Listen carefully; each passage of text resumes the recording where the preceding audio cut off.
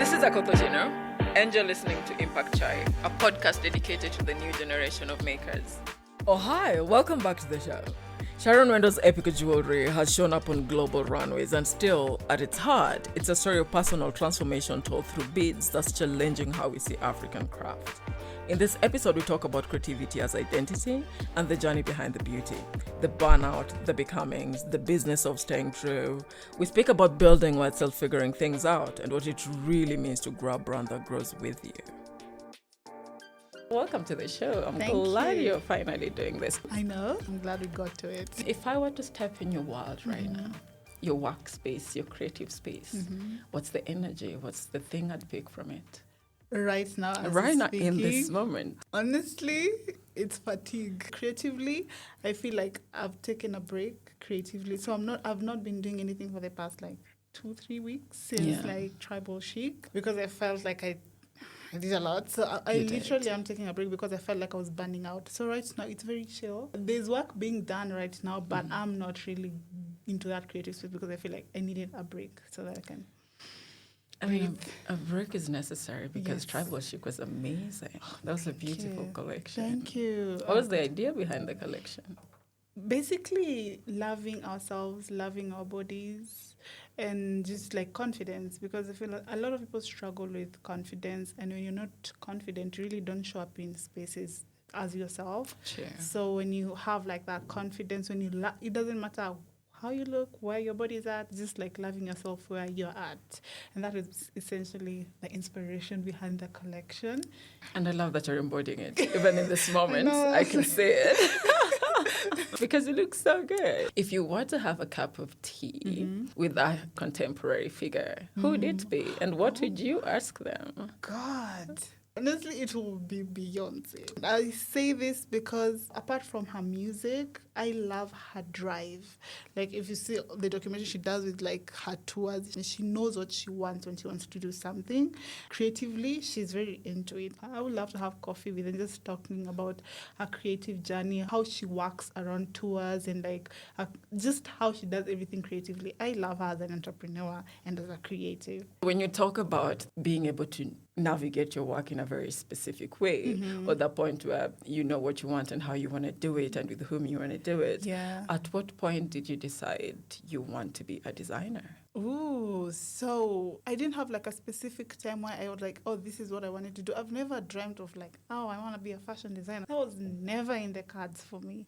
So when I learned beading, Masai beading and all that, I was deep in the trenches of Pinterest, seeing what people are doing in beading because I never saw it. And I was wow, this is super interesting. Why don't I try it? Why can't I do it? Because I, as a whole, I've always loved fashion, but I just never thought it's something I will do professionally. So I didn't have a specific point where I was ooh, I want to be a designer. I fell basically into it. I fell in love, and it's just been a journey. When was that, though? 2016, that's when I was started getting basically into it. I love formative years and the stories behind formative years. Yes. So before 2016, who was Sharon? Sharon was just a girl trying to find herself. First of all, I didn't know who I was. I didn't know what I wanted to do. And also, because I came from high school, I was raised in Nakuru, then I moved to Nairobi. It was such a huge change. And also because I have no college training. So I just came to Nairobi. I was just chilling, honestly. I was not doing anything of importance, but I was still trying to find my footing. I did odd jobs because I was just trying to find myself. And also, when you're in that space, when you don't know yourself, I was just trying to find some stability. Let me get a job. Maybe I'm going to be happy. I'm going to be in a much better place. So it was just a young girl who was trying to find herself until she found herself in later years. We all have that moment. Because I feel for me, finding myself is an ongoing process. Yes. Every other day. Yes. The process of growth is very neither here nor there. The reason why I was asking pre-2016 was, is this the thing that defines you? Is this your lifeline? Is this all you breathe on a daily basis? What keeps you alive? Honestly, it's this.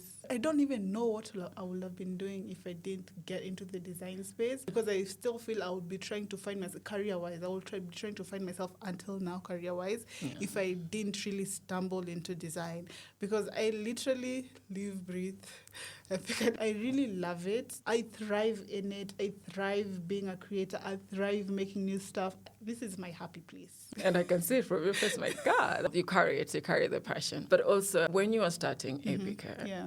what were the ideas you had for it back then? I started just knowing how to make the Maasai bells, right? So I started making things I'm seeing in the market because I didn't even know, in terms of skill-wise, I didn't have a lot in terms of skills. So the only thing I could do is make the things I'm seeing, you know. I'm making the small necklaces.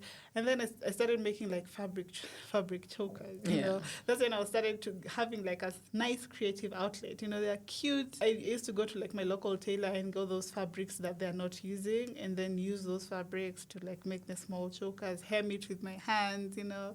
Hard start, you know. Now I'm looking where it's looking cute. But back then it was not cute at all. And then I was selling them at like 300, you know. Someone buys them and then I have to go and deliver because I didn't know you have to charge for delivery. The interesting thing, even when I'm looking back at those formative years, is when I found that, I was so happy. I was broke, but I was so happy. There's something about having that peace and finding like, oh, this is what I want to do. I was really happy, even if I was not making a lot of money. But how has the idea evolved since then? Yeah, from the, I'm not quite sure where this is going, but I love it, so I'm going to stay here, to, I love it. This is the idea I have for it. This is the philosophy behind it. So when I was making those fabric chokers, before I started beading, there's a time I wanted to do radio. I really wanted to do media. So I even, now that I remember, I even did, you know, Kitten used to have this show, The Presenter. Oh, you know, I went to the auditions years back. My audition was you. terrible. Oh my God, it was terrible. I was not really good with public speaking and whatnot. It was terrible. I just remember. So there's a time I wanted to do like TV or media. I was talking to Adele. Adele was in radio at that time. Adele Onyango? Yes, I was speaking to her. I was like, I really want to venture into radio and I really need your help. And she was gracious enough. She's like, oh, you can shadow me and just know what you want to do. So that's how I had like the relationship with Adele. So when I started the brand, I was doing like those chokers. I was like, oh, it didn't work out the radio part. So when I started the brand, and I was like, I need to start selling. Adele had a huge platform. So I was like, can I send you some things? You just wear them, post them. It's no pressure, you know, what you want to do. And she did like an amazing post on like that one fabric choker. And, you know, people started seeing it. People started buying them. As I was people knew me because of the fabric chokers, you know. So I went from like 300 shillings to 500 shillings, you know. I'm making a bit more money, but I feel like that's when people started knowing me as the girl who was making chokers. And then they started knowing you as a girl who does beads, right? Yes. Was this pre or post learning how to make beads? Or it was in the process of evolving the choker line? It was evolving. Because I already knew how to make beads, but I was not in love with beading because I hadn't found myself in terms of like the skill level. So I'm seeing things people are making. I'm like, this is a lot of work. I used to make it, but I wasn't selling it as much. But with the fabric, there's something about doing the fabric chokers. It just felt like me. It's something I would wear. I hadn't found that in beading, you know. So I was still experimenting with beads. I think it was in 2018. Yeah, I think it was 2018. I did like my first body jewelry, first one. I was like, wow. Yeah. This is it. This is it. Like this is me. Because I wanted the brand to reflect me. So I don't want to make things I myself would not wear because I feel like my customer they're sort of like me. So when I made the first body jewelry, I was like, wow, this is interesting. Like, this is nice. And I actually, let me explore this and see what more I can get out of this. I think I love the concept of creating for all the women you have been through the seasons. And I feel that kind of also is a very good way for a brand to evolve because then you can see the depth over the years, right? Because when I saw your last collection, I was like, I love this. But also you could tell the woman that made this is not the woman that was making stuff early last year. And this is definitely not the woman who was making the chokers. I love how you communicate your being and becomings as you go. But also the question then becomes, are you hoping the client grows in the same way as you do over the years? That is such an interesting observation. I've never really thought of it like that as me growing in terms of, oh, wow. That is so interesting. I will say there are a lot of people who have walked with me through the journey since I started. So they've seen like the change, the growth and whatnot. I feel like they are growing up with me, from my 20s to my 30s. And then there are people who find me at this stage, So I think it depends. The people who are working with me, it's different because we're growing together. Yes. And the people who find me here, they're like, oh my God, this is really nice. I've not seen this before, but I would love to be part of this. Yeah. So it's a very interesting observation. But yes, I will definitely love to grow with the people who are definitely working with me, because I feel like I'm growing every day and I'm changing every day as a creator, and I feel like I'm getting better every day. So with this collection, I feel like I'm going to get better with the next collection, and also growing with my audience as, skill level and as a creator. That's the idea of world building, right? Yeah. You're creating a world. There's a corner of your world where you just build stuff. It's tiny little things as you go, and you pick things up and drop other things and pick other things up, and then somehow manage to communicate to the same people. Yes. That's actually beautiful, which then brings us to, what is the philosophy behind Epica?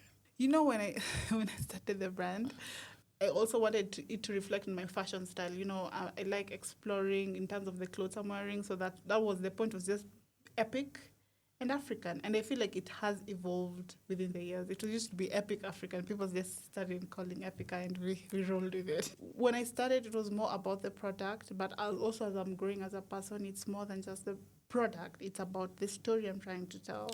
It's about the work behind the product, and also I got into beading so much. I'm also thinking about changing my mindsets in how people think about beads here. People think about handmade products. So it's just more than a product in itself. It's the story, it's the culture, it's the fashion, it's the people behind it. Africa is at such an interesting point, design-wise. How do you see yourself contributing to the movement? I will say I make a small contribution within like our own ecosystem as Kenyan designers, because when I started, even how people are minimizing my work, it was crazy, because people think beads like, it's just beads, Yeah. But where I'm here, when people see my work, they feel like, oh, I want to get into this space. Yeah. And you feel like there's a huge change in how people see fashion, how people perceive fashion.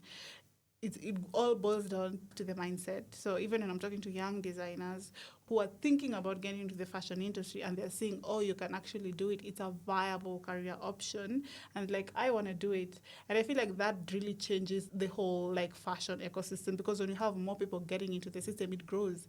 And when like the fashion space grows, we're all growing. I would want for us to get into a space where we're like Lagos Fashion Week, like in terms of how they are within like the fashion space. I would love for us as a Kenyan industry to get there, and for us to get there, we have to make space for everyone to be able to feel safe to get in. And I feel like that's what I'm trying to do. I can be a safe space, especially for those young people who want to try and get into the industry, because I'm going to share information. I'm going to tell you what I know, because I feel like when you get into the space and another person get into the space, we're all growing. So I think I can be a safe space for people to get into the industry. And you are, just by virtue of being here with me. The conversations could also take us back to the philosophy. When you talk about the ecosystem, it's not about the brand itself, but the people you create with and how you create with them. Yeah. And one of your favorite projects that I love was the one you did with the Maasai. Yes. Oh, like that was a special project. So Sayan is basically beads for Maasai. And like it's initially with the project, I wanted to do different communities like Maasai, Turkana, Samburu, but I was able to just go to the Maasai community. I had my own opinions about going into the Maasai community and the Maasai women. From an outsider, you think, oh, marginalized community, they don't have voices and all that. So when I'm going to this community, I find like a community of women. They've been given land by the community. They're doing like aloe farming, they're doing beading, they're doing so much more. And I'm like, I'm more inspired by them than they're inspired by me. FGM was very prevalent in the Maasai culture. Yeah. And I even met this old woman who used to like cut young girls, and she stopped like when the community was built to do beading, because it was also sort of like getting income from like, cutting young girls, and she stopped and she started doing beading full time. So I'm also seeing the impact of beading in this community, which was like, it was such an eye-opening experience for me also as a creator. And I'm also seeing how the impact of bidding with these women, and they're still not getting their value in terms of, if I'm looking at their work, they have amazing work. Masai building is intricate, but they are still not selling at the value that needs to be sold at, So I'm inspired, but I felt like, for me, in terms of building skills, I'm not really going to teach them anything. They're going to teach me. But in terms of like business-wise and what I'm doing with my own brand, that is something I can impact on them and see. And like you guys, everybody, it has to be a communal thing. When you're changing pricing, not one person can change the price and everybody else doesn't change the price. Everybody else, we have to have like a committee, we have to all change the price for us to be able to sustain ourselves in this business, because it's hard for them.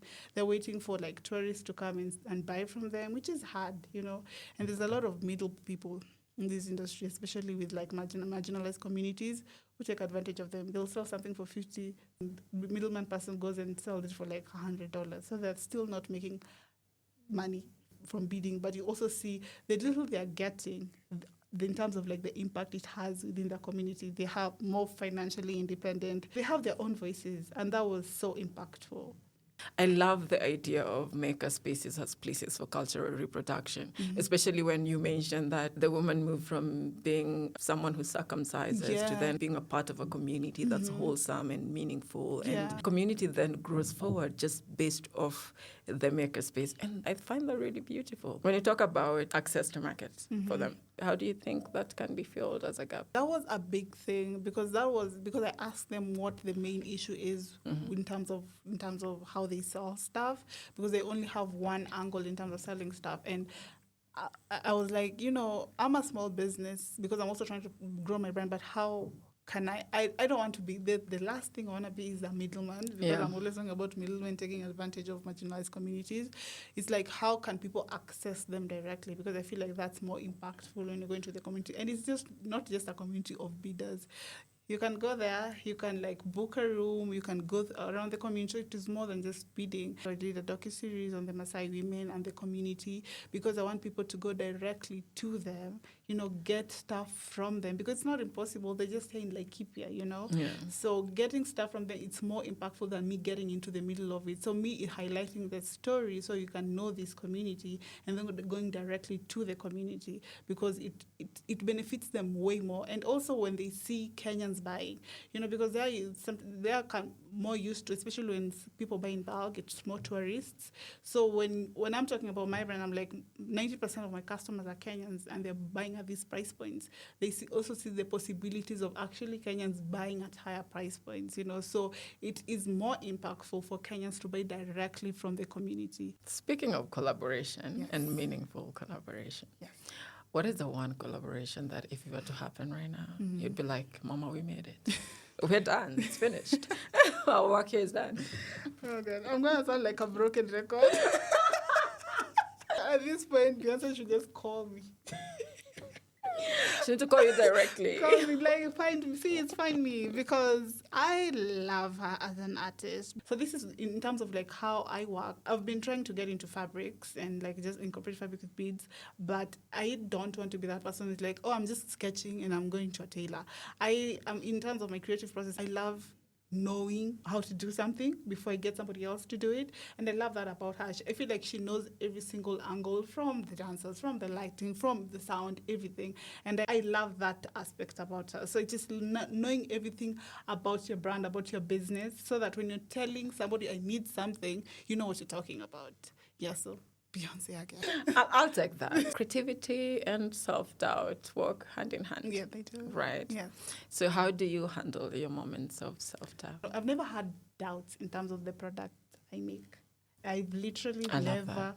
I usually have doubts in like, there's something wrong with my marketing. I used to have them earlier in like my career, because I also didn't know myself as a creator, but I feel like right now I'm very self-assured. I'm very confident in terms of like me as a That's actually refreshing to hear. What is the one thing you have learned as a designer that you need to unlearn? I used to be such a perfectionist.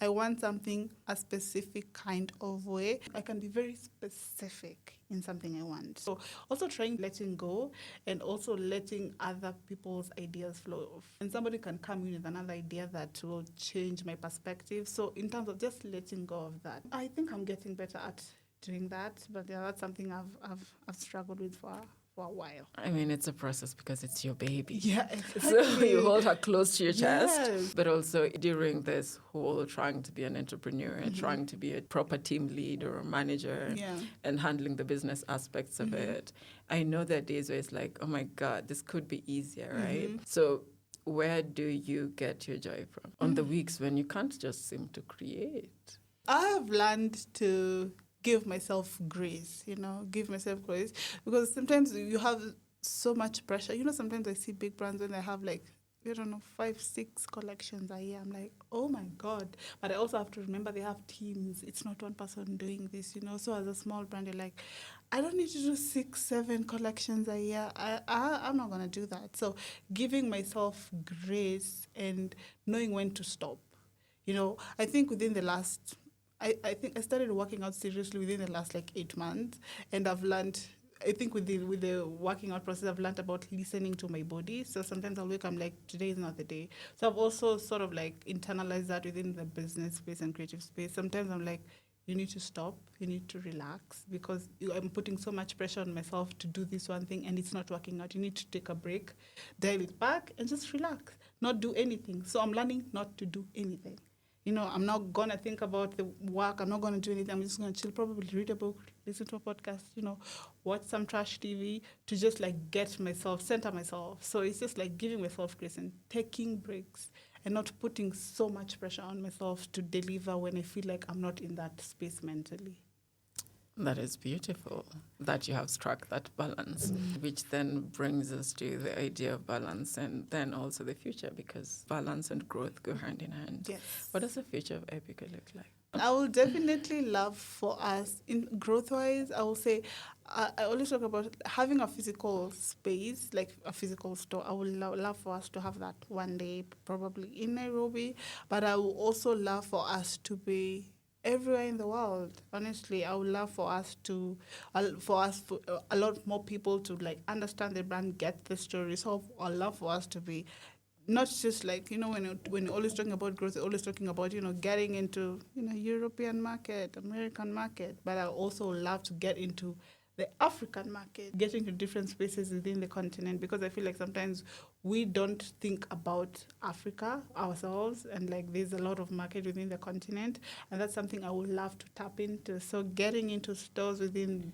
the continent, doing shows within the continent, working with other brands within the continent, collaborating with other creatives within the continent. So I feel like the future is bright for us. I would love for us to be the benchmark of the best jewelry brand within the continent. And you're headed there. We're headed there.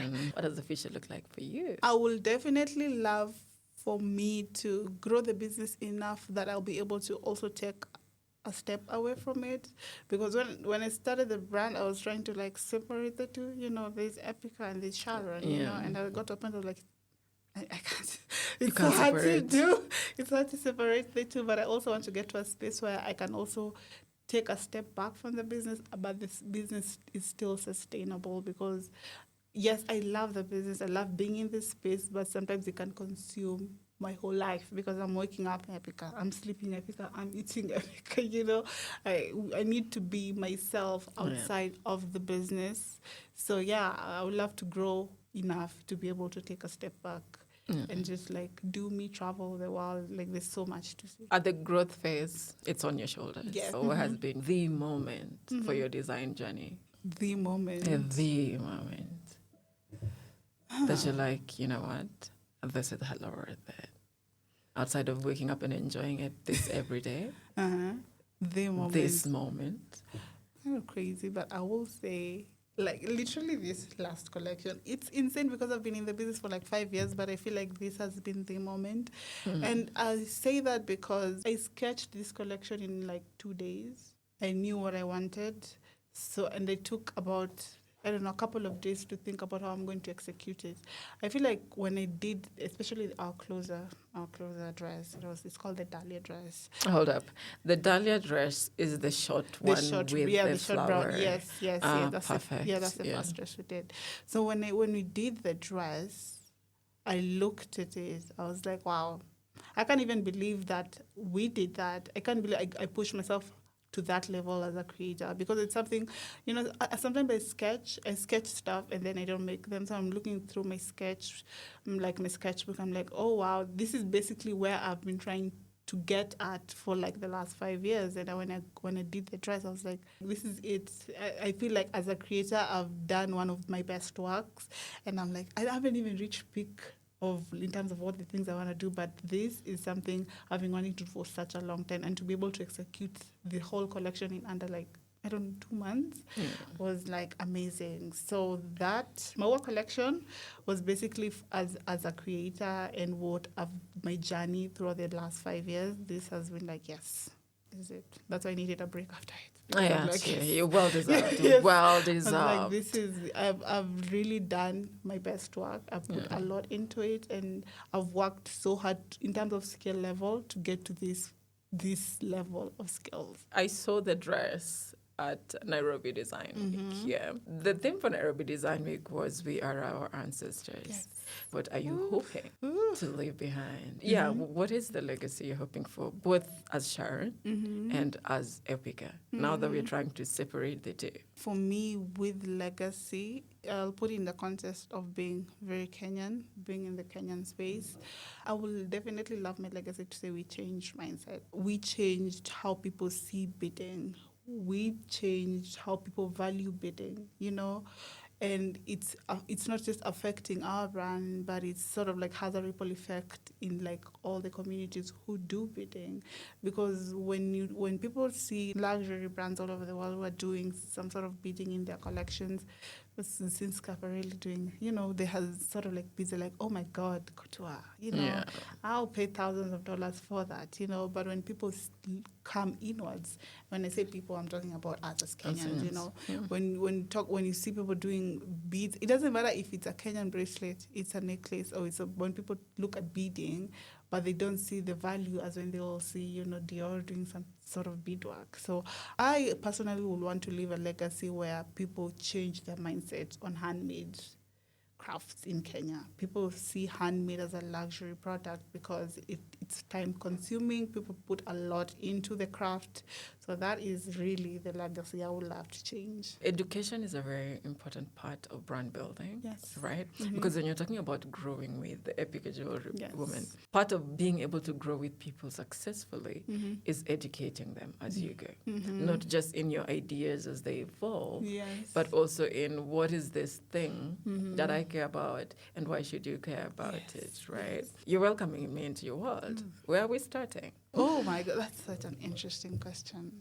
And here's the thing, every single time somebody is welcomed into our world, the thing is, because we've grown so much in terms of like the stuff we're making, people will love what they see, They will see it even in Nairobi Design Week. They'll see them, this is amazing, but they never see themselves wearing it. And I feel like usually that's the disconnect I have with like the audience. They're like, this is beautiful, but I don't see myself in it. It's a work in progress. And I feel like that's essentially one of the things that was really inspired me to do this collection, because it's just body positivity, how you see yourself, You can feel like, people say, I'm simple, I can't wear it, but I see you in it. Yes. It's like, wow, it's how, when people say you don't know how attractive you are, because when someone sees like you're really beautiful, but you don't see it, and that's usually how people, when people interact with my brand, that's basically essentially the basis of it. They don't see themselves in it, but I'm like, oh my God, I see you in it. Like, you're so beautiful. I can see you in it. Yes. And I'm trying to like bridge that gap. And maybe that boils down to the marketing thing, So how do you present the product that someone will see themselves in it? It's definitely a work in progress in terms of how people view the brand, how people see the brand. And probably I love feedback. I'm huge in feedback. So Yeah. every single time I meet a new person, someone who's interacting with them, like, oh, I love this, they will probably see the big things. They're like, I love it, but I'm gonna get the small things, which is fine, you Yeah. know. But also maybe that's how people, when people look through our Instagram, they're seeing something very specific. Maybe they don't see themselves in it. I'm also working on how can I make people see themselves in the product. The product is good, but why are they not seeing themselves in the product, you know? Yeah. Yeah, because I feel like I'm trying to be a trendsetter.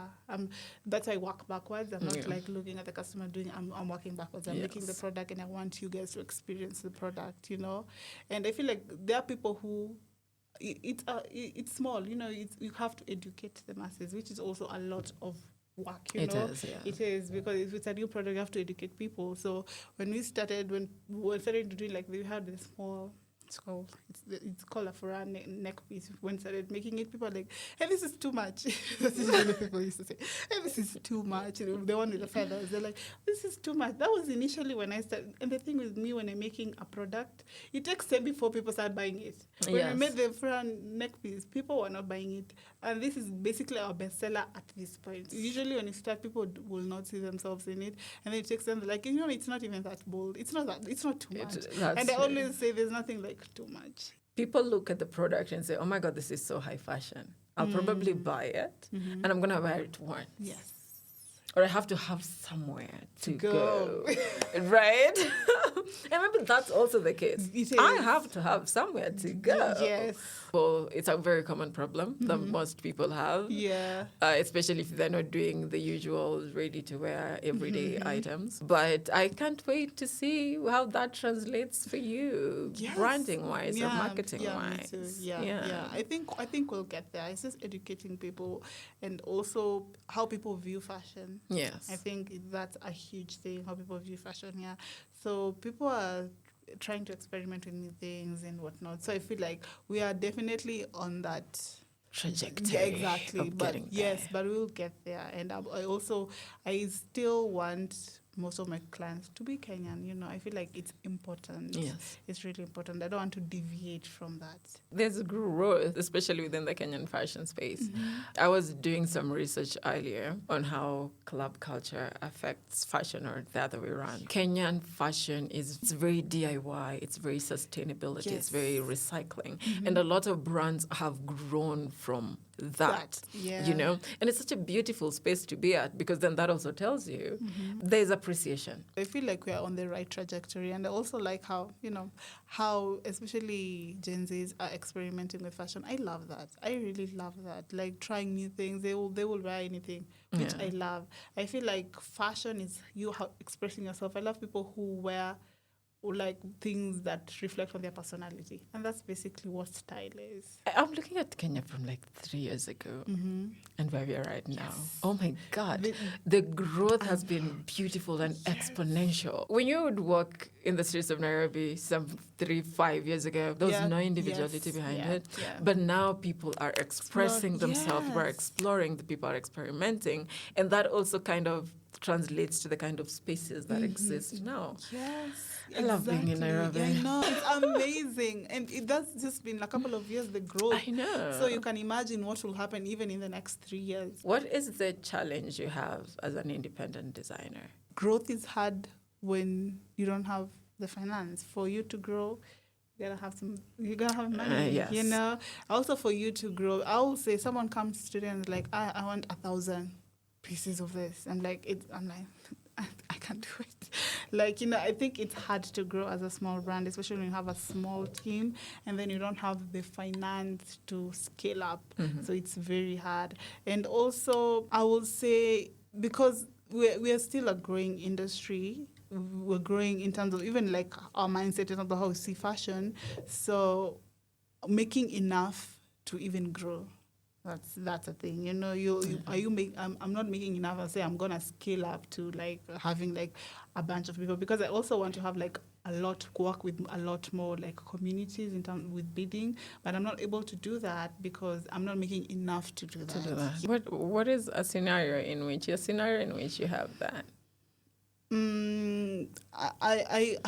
I I love bootstrapping, you know. So I also don't want to say I want to to make 1,000 orders tomorrow. I don't want to do that. You know, I feel like small growth is important. So when you have consistent, I feel like consistency in growth. So now if I say I want to make like 500K each month, you know, consistency every single month, that makes more sense. I don't want to sell to everyone. I've never wanted to sell to everyone, but you sell the right amount and it's consistent, that will lead to like really amazing small growth.